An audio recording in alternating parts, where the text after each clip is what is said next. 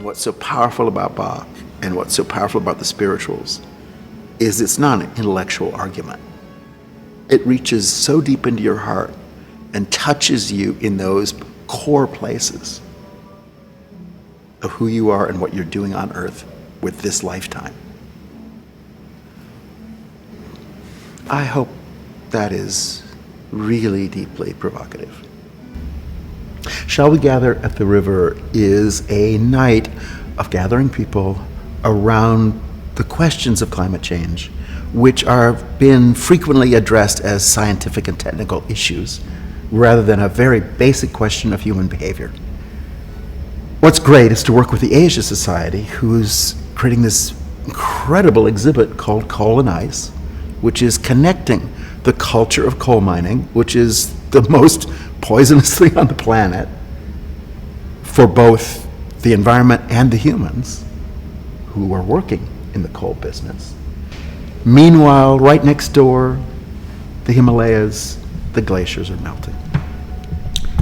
The exhibit shows you the photographs, these incredible photographs of the mines and the coal miners, and these incredible photographs of the aerial view of the Himalayas with the snowpack getting smaller and smaller and almost disappearing. Those mountains feed the 5 rivers of Asia. Orville Schell is in charge of the China program at the Asia Society, and he's also a really profound activist on climate change questions. But also, Orville listens to Bach every morning of his life. Orville is obsessed with Bach. And we got into this wild conversation, and he said, let's do a Bach evening for climate change. Meanwhile, I pointed out to them, excuse me, the Park Avenue Armory is 3 blocks away from the Asia Society. Have you guys ever worked together before? No. So this is a logical coming together of friends and neighbors. And to put a bigger picture around those images that are in exhibition, but to give them a soundtrack of this incredible music and to put dancers in the middle of it, because you get that everything is in motion. Nothing is fixed. And so let's keep it moving. And let's actually respond to the fact that there needs to be a movement and it needs to move.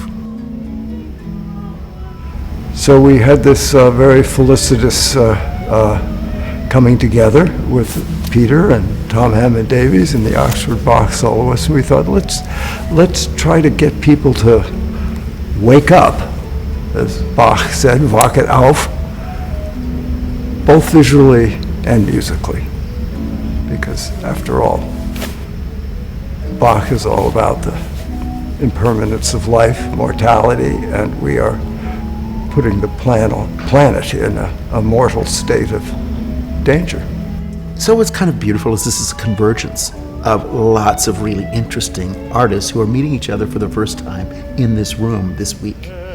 And seeing Reggie Mobley and Jonathan Woody meet the flex dancers and having the flex dancers listen to the spirituals, there's an exchange going on that is very powerful. And that's what gathering at the river is about, is we actually have to exchange. We have a lot to exchange.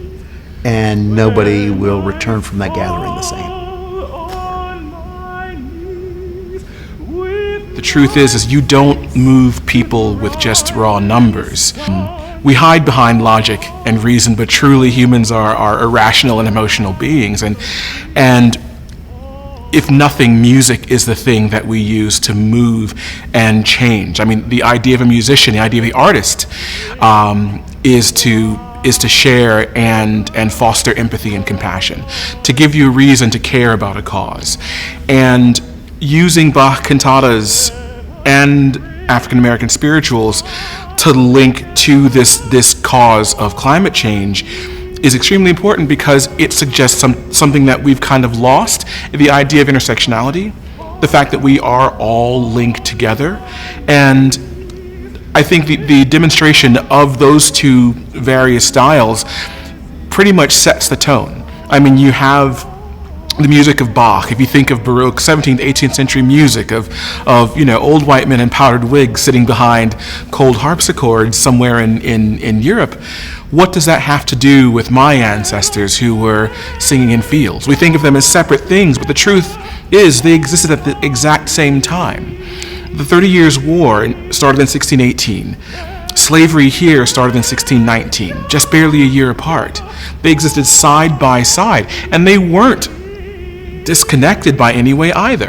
And so to link those two various things together is extremely important. And then to say that we are showing that we are linked and that we have this common cause through, trying to move people through music and show these things is important.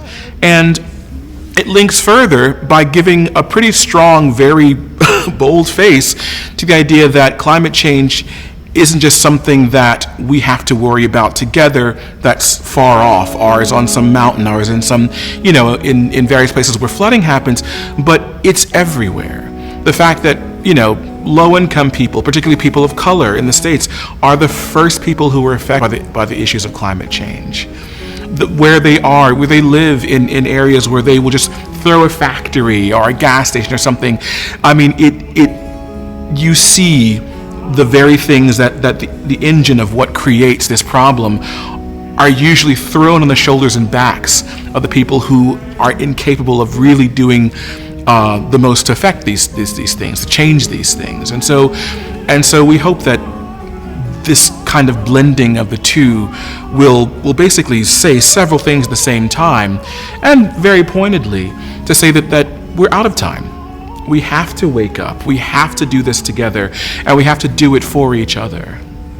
I love music, love Johann Sebastian Bach. I worry about the peril of our planet, and I'm thrilled to see us here at the Armory to try to represent this challenge in a different way that both awakens and uplifts.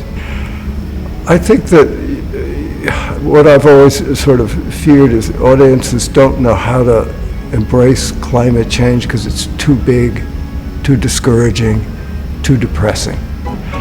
But I think when they see beautiful images visually and hear gorgeous music and kind of recognize that human beings have always had this dilemma of how to preserve life, live life well, and also be ready to die, which is what Bach is all about. It kind of is uplifting in a strange way.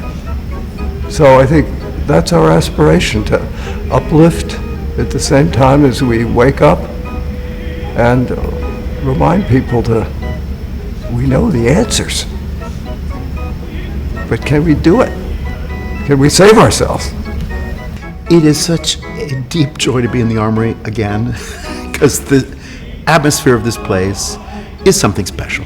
And when people come to the Armory, they know it's going to be a special night. So that kind of glow around this place is great. But also to situate this discussion in a military context is incredible, because we have to be militant about the change that needs to happen. And at the same time, yes, what is the greatest crisis for climate? The war machine.